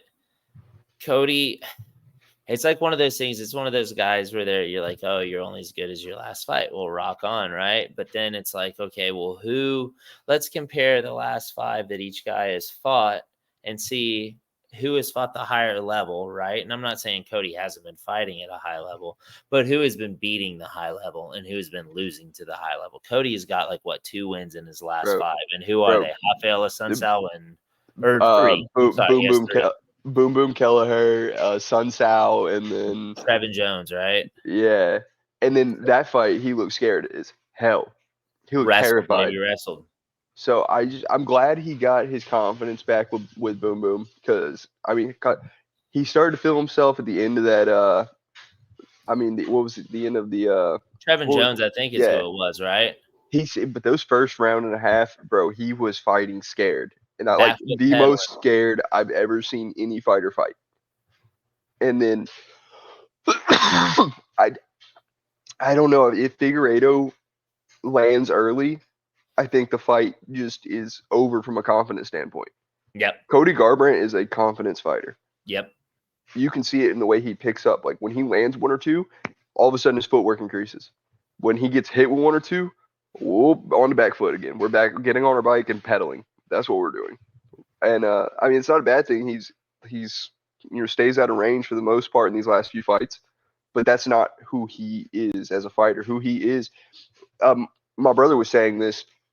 Garbrandt went from a volume striker to make openings to looking for a counter shot. I mean, it's a drastic change in his style, and it's just somebody like Figueiredo. He gets where you beat Figueiredo is volume or grappling. He's I don't see. I mean, yeah, Cody's got like legit power, so he could catch him. But my heart is like, you know that clown makeup where you're like, he could do it. Yeah, like Cody Garbrandt, bro, first round KO, and just putting on my makeup. Yeah, that's how I feel. But I embraced for a Figueiredo win. Yeah, I think Figgy probably TKOs or KOs him in probably the second round. I could see Cody starching him. I don't anticipate Figueiredo being able to get him down because Cody has really good takedown defense. I mean, anything's possible. I could see Cody shooting on takedowns because I want to say he did the same thing against Trevin Jones. And I think if it goes to decision, most likely, I do think that's Cody's best path because I think he is going to throw probably more volume and not be. He has the potential to be a minute winner more than a moment winner as compared to Figgy. I think Figgy's upside is moment over minute, if that makes sense. I definitely see that being possible. I could see the guy getting finished. I mean, if I were a betting person, I'm sure the odds for it are probably stupid, but I mean, fight doesn't go the distance is pretty much there. The next one we can jump on, and then we've only got a few more. We're gonna go like right up the card because it's the very next fight, and Bobby Green. Yeah, exactly. What are he your just thoughts came on off that? he just survived an attempted murder, so that was cool. That was I guess you could call it that, brother. I was screaming at my TV. I felt like Dan Hardy. Stop the fight! Like I was legit screaming at my TV. Like, what do you need to see? He was dying. I mean that Jalen Turner, and I thought I if I remember right, I think I called the round from that. I thought Jalen Turner was going to piece him up. I really did. I mean, when he survived that, I was like, oh. And then he's fighting. It's not been a whole year, right? It's been 4, 5, 6 months. Yeah, it hadn't been that long. And he's fighting Jim Miller, who's what 5-1 his last 6 with 5 finishes. I mean, or 4. He's 4-1 his last 5 with 4 finishes. Did he beat Alexander Hernandez? Let me wait. Hang on. Before I feel like that's all right. So he choked out Benavidez. He knocked out Jesse Butler. He lost to Hernandez, unanimous decision. He beat he beat Cerrone with a choke, and then he beat Nicholas Molta with a right hook, and he beat Eric Gonzalez with a left hand. So that's 1, 2, 3, 5 out of his last 6. He has won by finish. And you're fighting a dude who's come off a 5-month layoff. December. Being murdered. There was a whole trial. I don't know if you saw it. He went. There was an attempted murder. Jalen survived. That ref is still under investigation. No, that was the worst stoppage I've ever seen in my whole life. Who was the ref on that too? And it's gonna bother me. Was it Mark Smith? I think it was Mark Smith. I feel like it was Mark Smith. That's mighty Mark Smith of him. Yeah, I think it was, and that's my hindrance. Like if all things being equal, I think Bobby Green would be a pretty clear winner. But the fact that we're coming off of, I mean, we're going to be 4-13 come Saturday, and that fight was like on December 13th, so almost 14. I think it was December 13th or December 23rd. Or so 4 months. 4 months, right? It's what? Yeah. Jim Miller is coming to the top 15. He's just on his way. This is my prediction. You ready? You're hearing it here first. He's going to beat Bobby Green. I don't know how, but he beats Bobby Green. He fights Matt Frivola, and he breaks in the top 15. Really? This year? Okay. Do. And I think that fight would be awesome. I'm a big steamroller fan, but that would be, dude. That's the old guard versus the new guard. That is like, I mean, plus there's never gonna be another fighter that was around for like 200 individual pay-per-views. So he fought a 100. He fought a 201. No, he fought 200. Okay, I thought so, but it sounded wrong to me for a second. But he's gonna fight on 100, 200, 300. That's amazing. Said he's down to be either fight or be a ring card girl on 400 too. That's what's up, man. Like Jim freaking Miller, dude. Like, I don't know. He was the first. Him and his brother were the first people to fight on a pay-per-view and win together. Yeah, I remember that. Dan Miller, right? Man, I'm so bad with names. It's not even funny, but I believe that's correct. I think it is Dan Miller. Like, I could picture the fights in my head. I just can't remember their names. Like, I could describe the fights to you. I just can't name the people's. But yeah, no. So I think Jim Miller. What about you? How do you think he does it? Because I mean, as we're talking, I had Bobby Green beginning. And the more we talk about it, I'm like, damn, all right, well, maybe Jim Miller's just easy to sleep on. he is. You Yeah, know, like go ahead. Oh no, it's like he's like 40 something. So you just in your mind you go, yeah, Bobby Green's he's fighting the better competition stuff, but the competition Jim Miller's been thrown, he's walked through recently. Yeah, facts. And I mean, like, granted that the Bobby Green's been fighting. If you go, pound for pound, in their last, I agree. their resume. But I mean, that knockout makes me concerned. And Jim Miller, oh god, dude, this is a tough one, man. I don't know who to commit to, man. I guess it's like one of those things. Always trust your gut, but Jim freaking Miller, man. I think it is Jim Miller, man. I think you're right, and I think he's gonna do it like second round knockout. Round three. I think it's gonna be a good fight. I think it's gonna be a great fight. It's a sleeper fight. It's a good one. Good one. Those first two to start off the card are fantastic. Dude, the whole card's fantastic. Bro, I mentioned this a little bit before stream, but I have a buddy that I am getting into. He has never seen an MMA fight live. He just started at my job. I was talking about how excited I am about the UFC. I have a UFC lanyard and stuff. He was asking me about it, and he was like, oh, I've seen, like, I played the video game a couple times, but I'm not really that into fighting. Well, I've been talking to him about it for a few weeks. And he came over the other day and we watched some highlights. And then he was like, "Oh, well, when's the next big event?" I was like, "Actually, this week there's a UFC 300. It's massive. It's gonna be a great card." So the first fight he will ever see live is Cody Garbrandt versus Figueiredo, then followed up by Bobby Green and Jim Miller. It's gonna be awesome. Like, those are two fights that'll really get somebody. If the first card you ever watched is like a big event like this, I'm sure he's gonna fall in love with it. Yeah, it's gonna be. Yeah, it's like, how do you not? You know what I mean? Yeah. Like, how do you not? So if I have to pick one, definitely picking Jim Miller. And I think just that not being that long ago, that knockout, I could see a finish. Yeah, I think second round probably, and then I'm all here for it. Versus Steamroller Frivola. Let's do it. Let's make it happen, dude. Let's make it happen. So then, if we touch on the next fight, is somebody I'm gonna be honest, I don't know much about her, but the Kayla Harrison and Holly Holmes fight. I love Holly, but Kayla Harrison, if she makes weight, have you seen her pictures? Yeah. Bro. Yoked.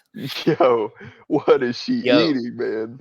Her arms are some pythons, dude. I mean, I'm not exactly in the greatest of shape, but I'm like 220, and that girl is intimidating, bro. Like, dude, intimidating. I'll hold your purse. Sorry. Exactly. Don't choke me in my sleep, dude. Like, bro. Exactly. Yeah, I mean, that one. All right, but Holly takes on a judo gold medalist. Where have I heard this one before? Ronda Rousey. No. I'm sorry. Man, I could I'd clown her all day. But Kayla, if Kayla makes weight, I mean, Holly's on the older side now, and I just kind of, I hate to say it like this, but it feels like something the USD is kind of guilty of doing, of like feeding a legacy to a new, like, this is our new toy, and feed them a legacy fight. Yeah, I think this could be a butt whipping. Yeah, and I think what they're probably hoping for, and I've seen other people like say this, I actually was thinking, so like leading up to that would have been, let's see, so 299 was March, 298 was February, 297. So 297 Strickland versus Duplessis at the press conference before that. So December 296, that would have been, who was the headliner to December pay-per-view? Either way, post-fight, they're talking to Dana and they're like, okay, well, what's the plans for 300, right? And he's like, well, that kind of remains to be seen. We'll have to see how UFC 297 plays out, the co-main, as in Pennington versus Mayra Bueno Silva. And I told my cousin, excuse me, I said, ma'am, that could mean one of two things. That could mean call me crazy. Maybe he's trying to get Ronda out and try to, like, what better time for Ronda to come back, right? Like, I mean, not these ladies have more guts than I ever will. They're going into a cage and fighting each other. Never would do it. Never have, never will. But 35, like, no disrespect, it's probably the weakest division in the sport, at least in the UFC for sure, right? So what better time for her to come back? But then also, like, man, maybe we could coax Amanda back. What better fight to coax Amanda back after all the talk they've done over the last couple of years of could it happen than Kayla Harrison? So I could see, like you said, let's give her this. Let's check out our new toy. If she beats Holly is obviously coming off a loss to Mayra Bueno Silva. But if she beats Holly, does it in a convincing fashion in the first round or two, they give her a top 5 fight, and then they rush her to the belt. Or hey, Amanda, here's a little. Ooh. Nobody cares about Pennington and what's her name? The only one that oh god, she's so annoying. Yeah, she is. No, I mean, I'm not trying to say, but like the broad base, not many people are like, oh God, I gotta see this fight, but they're gonna be like, oh well, hey Amanda, we know you've talked about being a little itchy to come back. What better fight? What better money? I think they're setting it up. I'm not saying that Holly's a layup by any means. Holly is aging though. Holly does have good takedown defense, but Kayla's in her prime. Kayla's strong. Kayla's huge, which does, going, assuming, like you said, she makes weight. I mean, there's a lot of asterisk on this one. For me personally, I don't have a confident pick on either side. I could see Kayla coming in and just bulldozing Holly, getting her down to the ground and just dominating, beating her to a pulp or choking her out. Or I could see a similar repeat of the Ronda fight, where it's just a clear difference on the feet, and you've got a girl coming onto the big stage, and mind you, a girl who's making a massive weight cut, depleted. There's too many variables in this fight, even though I want to say the odds are very, very wide in this one. And to me, it's just crazy because it's like that weight cut's going to be ridiculously hard. And I know she did a mock one, in December? I think so, yeah. And she did a mock one, and apparently she got down with no problems, stayed at that weight for over like 20 minutes, like simulating waiting in line and stuff like that. Like, she wasn't crazy depleted. So if she makes weight, like, my pick will change tomorrow morning if I see her on the scales shaking. But Holly Holmes is 42. Yeah. 42. That's male or female. Father Time is undefeated. I mean, that's and the smaller weight classes too, man or woman, especially. Mm-hmm. Yeah, I mean, I 100% agree. But then the other thing that I will counter argue, and then we can move on here, and not counter argue, just a little asterisk, if you will, is she made the weight. She did a test run to 35 back in December. Well, let me ask you this: she did the test run back in December. Did 24 hours later she get punched in the face and kicked in the face? No, yeah, not. And that's not knocking that statement or analogy, but that is definitely a thing. So we got two more I want to jump into, or two, not even two more. We got two more. So we're going to go to the co-main. I love this fight. I've been taking the lead. Well, let's hear what you got for this fight. Okay. So I know the odds on this one are pretty wide. I think that it's crazy for anybody to think that the odds should. Okay. Let me rephrase that. Those odds are only, valid, if you will, assuming that Weili, not saying she has to the entire time, but at least once a round or once every other round mixes in the wrestling.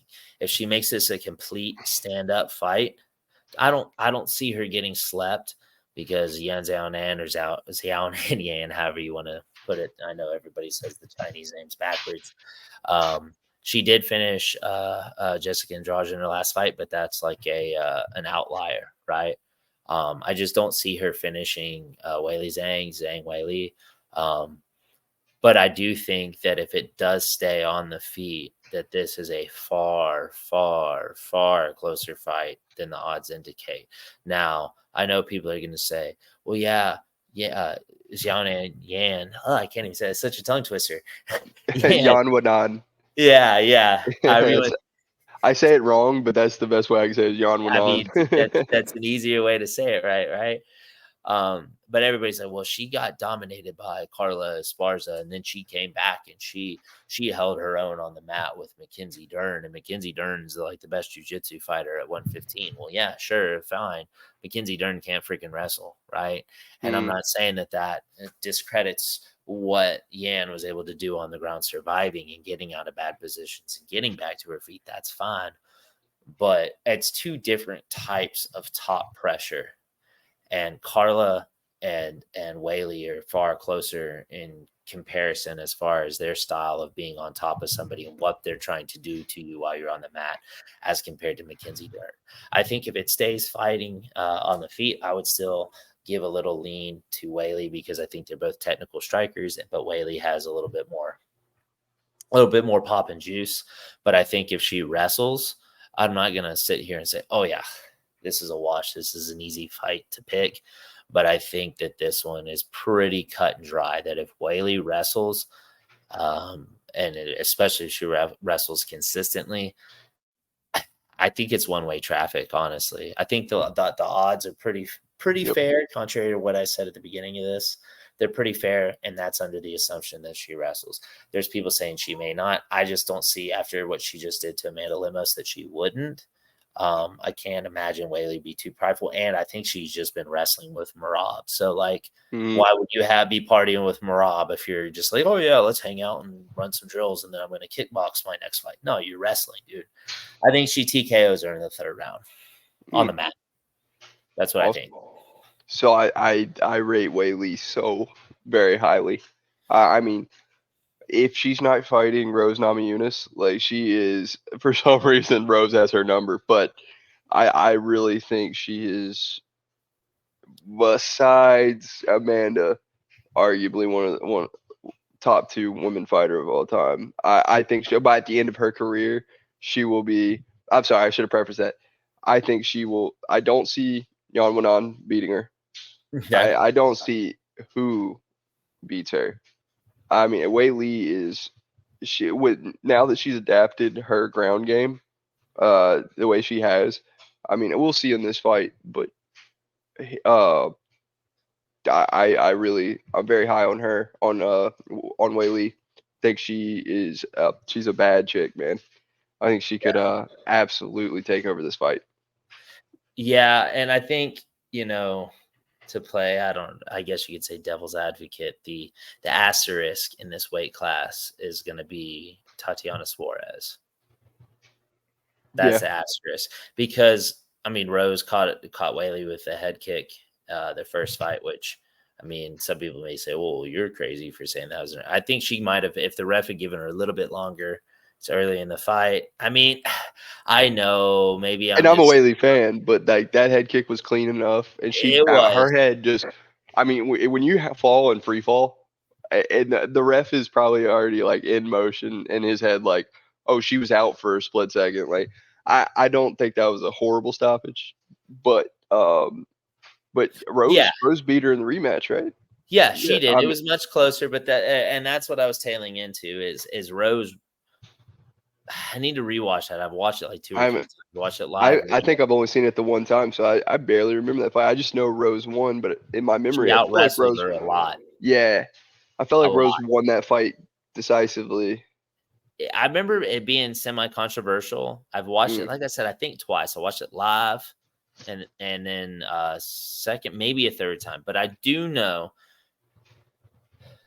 I say controversial. It really wasn't controversial. It was more so like that was a close fight. I don't think I've seen too many people like Weili won that, Rose didn't, blah, blah, blah, blah, blah, But I guess what I'm getting at is asterisk there is that she was on bottom getting wrestled. And I'm not saying Rose doesn't have a ground game, because clearly she does. But Tatiana Suarez has a wrestling game.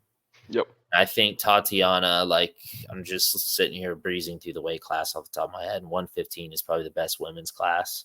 25 is getting pretty good, but I think she beats Yan, and then Tatiana's right there, and I think Tatiana's definitely the next problem she has. But I think if she beats, I think she can honestly beat both.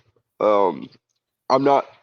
You know what? I'd have to watch more of Suarez's fights. I'm not too familiar with her honestly. So before I give it, she's just been in and out with injuries and stuff. But a lot of people were hailing her when she was on Ultimate Fighter as like a female could be, because she gets on top of girls and just beats the what out of them. So gotcha. I mean, she's good. She really is. But I like Whaley too. But anyway, I know it's getting late there. It's getting late here, so we got to jump to this main one, and this is one that there's a lot of varying opinions on, and it's people have crapped on it so much, like, whoa, UFC 300, and this is the main event. This main event? I don't understand that, 'cause this main event is like fantastic, bro. I think about this fight, and I have literally gone and I'm like, nah, Pereira's gonna win. And I stop, and then like the next day I wake up and I'm like, but Jamal Hill has like cartoon power in his hands. He turned Johnny Walker into a cartoon. I mean, it was that is. I mean, he's got one loss in his whole career. It's Paul Craig, a fight that he was winning. I mean, I know Glover was old, but he beat the hell out of Glover. I mean, that was more of like somebody should have thrown in the towel fight. Most significant strikes ever in a 205-pound fight, and it's up there, and I think the top 10, if not top 5, most significant strikes ever in any weight class fight. He landed like 230 some odd significant strikes. It's pretty insane. Now Pereira, I go, I'm like, all right, well, Jamal Hill swings wild sometimes, and I think Pereira's crisp. Definitely could catch him. He could. Have you seen the way that Pereira checks leg kicks now? His new style. Is it that weird, like behind the leg? Behind the leg, dude. It like I was just watched a clip of one of his sparring partners, and they were like asking about that check, and he's like, dude, it throws you off because it pushes back, and you lose balance for a split second. I think Pereira's leg work, but between checking kicks in that style and throwing them off, and get the leg kicks that he throws. I mean, you hear Joe Rogan talk about it all the time, but he throws them with power. But his instead of throwing it where he rotates, it just slaps. He flips it. It's weird. It's like a little rubber band. Yeah, man. I think that could give Jamal Hill problems. It could slow him down. It's a 5-round fight. His body work is pretty good. Jamal Hill's no joke though. He's got fantastic boxing. I mean, he's got stupid power, and he's not a bad. I mean, this is going to be a full-on stand-up fight.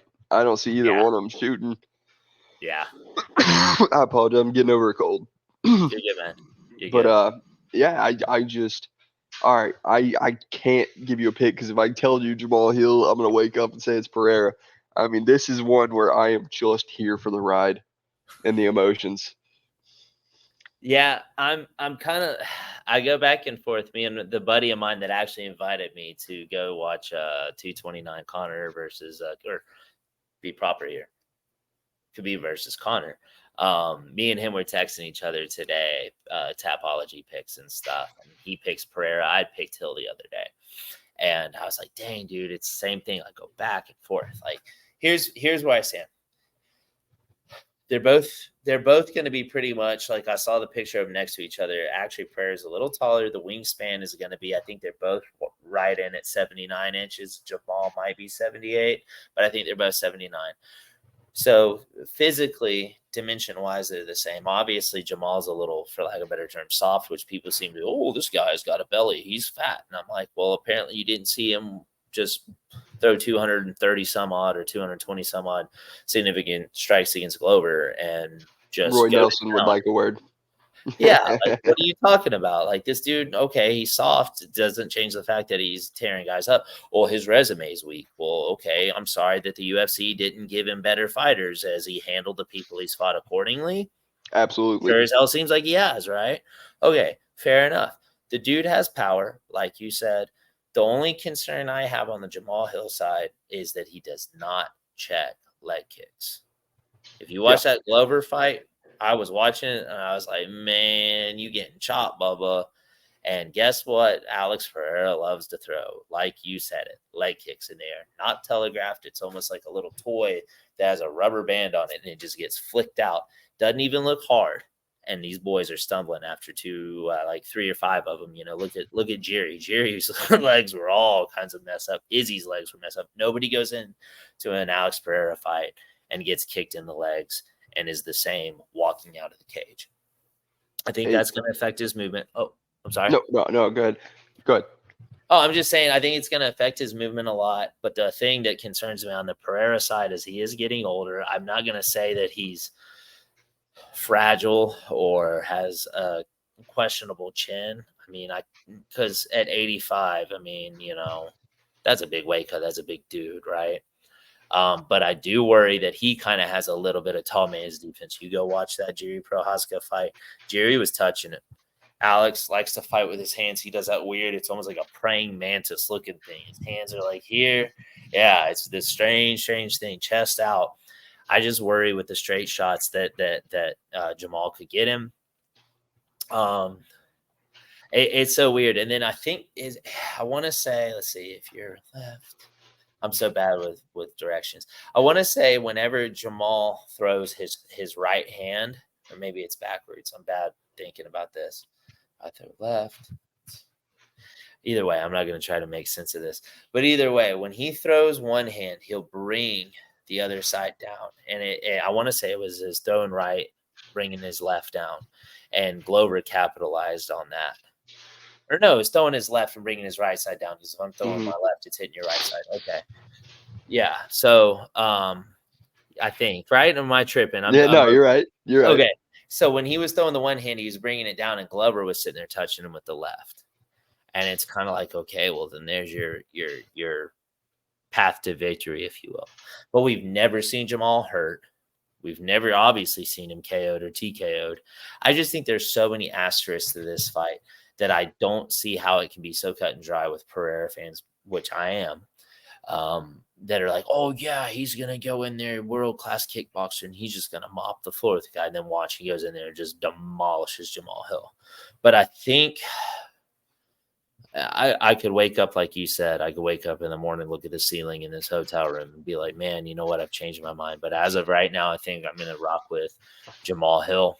I'm going to stick with my gut. I just think that the tall man, hands kind of down, head cocked back, defense is just going to end up paying. He's going to pay the price for it. No matter who wins, I don't think the fight goes over 3.5 rounds. I don't even know if it touches the 3rd round, honestly. I think somebody's getting served up, and it could be just a beautiful shot from Jamal, or it could be a crippling leg kicks has slowed him down to where he's just there to get touched up like a pig being led to the slaughter. But that's where I stand. I mean, I don't love the Achilles injury. That's a bad injury. I mean, he's taken the proper time off. It's been well over a year. He's got the best. He's got good doctors and stuff at the UFCPI. If he says he's 100%, I believe him. But that injury it's no joke. I mean, you can't be flat-footed against Pereira. But then again, Pereira got knocked out by Izzy, and it wasn't just a TKO where he got caught and then he got pummeled on. Like, dude went to sleep. We all saw it. We saw a celebration. He was out, and Jamal Hill, he could be losing 90% of the fight, and then into the 3rd round, touch Pereira and put him to sleep. I mean, and my thing is this. I mean, I do think that Izzy probably hits a lot harder than people give him credit for, but a lot of that fight was, the ones that you don't see coming hit you the hardest, right? So I do Right. think it was a bit of timing and stuff, but like at the same time, I mean, the power definitely is there now. Like, like who do you think hits harder, Izzy or Jamal? Like Jamal. Not even close. Like Jamal, like I said, Jamal turned somebody into a cartoon. I mean that was Johnny Walker knockouts are like cartoons. His reactions are so odd, and I like Johnny Walker a lot. He's one of the first guys I really liked, but yeah, it's comical. It's bad. It's really bad. It's unfortunate. I mean, he didn't get knocked out like 4 times in one fight in Brazil. Yes. Yeah, that was insane. A jungle fight. It was horrible. That might have been what ended his career. And then shout out to Walter, who I've been following since 2019 before he even made his pro debut. And I was like, this dude's going to be pretty good. And then he completely let me down last weekend. That was pretty sad. But that's a discussion for a different day. But so who you rocking with? I know we diverged. All right. Who, like right now, if the fight was about to start, we're sitting in front of the TV and it's like Pereira, okay. the shorts buff. The shorts are so sick. They're so cool. So sick. This is a little tangent, but who's got the better shorts, Pereira or Holloway? I wish Holloway shorts weren't white. I think the white makes them look kind of funky. If they had been like black with the flowers, but then it's like, well, they probably gave Gaethje preference for color. So I guess. And he got the American flag ones. Yeah, but even blue or red, and they could have done like blue with red and white flowers or red with blue and white flowers would look so much cooler. Holloway shorts look funky. I mean, I like the concept, but I'm not a fan of them. Me and my brother were going back and forth. I like Pereira's. I mean, I saw a Twitter post and it was like, it looks like they cut up one of Dustin Poirier's shirts, and that made me laugh. But I really do like those pants. Yeah, they're sick. Those shorts. But yeah, I'm if fight was starting right now, my heart says Pereira. But if Jamal Hill wins, I'm not gonna be like, I never saw it coming. Nah, I definitely can see it going either way. Yeah, man. Well, cool deal, dude. Well, it was fun chatting it up. We've been going for an hour and 51 minutes. Time does fly when you're talking about stuff that you love. I'm glad we did it. I'm glad we made it. First episode. I'm super, super stoked. I think this is going to be a blast. I cannot wait for Saturday. I cannot wait to hear. You got to text me and let me know about your buddy and how he reacts after the first fight, the second fight. I mean, every fight. I'm sure this dude's hype levels are just going to go through the roof. And then you got to pull out some of that fight warrant stuff. He'd be like, hey, will you check this out and show him some pictures? It's going to send him over, dude. So my little brother, he has where we're going to watch fights. He's got a whole theater room, and it's a UFC room. Like the chairs are black and gold, and he's got his Tracy Cortez and Danny Robertson jersey. Yeah, Danny Roberts. All of his merch, and he actually got some more stuff he bought directly from the UFC, and he's got it all hung up. You have to shoot me a text, let me know what he got. It was it's gloves from somebody, but he just got them off the auction site. Yeah, because I got Taporia's shorts from the Josh Emmett fight from there, so I'm pretty. No way. Yeah, those that's probably my favorite purchase. And I told you we got off on a recording, but screw it. People watching, if they can watch the other stuff, they'll dig it. I got some Poirier shorts too. What? From his Jim Miller fight, from the guy that got me into fight worn stuff. Yeah. That's awesome. Those are my two favorite pieces. Hey, and then text me afterwards or text me tomorrow. I'm going to sell my Josh Emmett shorts, just an FYI. Cool. So, awesome. Well, it was good chatting it up, man. We got to do it again. This was a blast. And till next time, bro. I'll absolutely catch you around, bro. It was good to talk to you, man. Always, dude. Always. Have a good one. Hey, you too.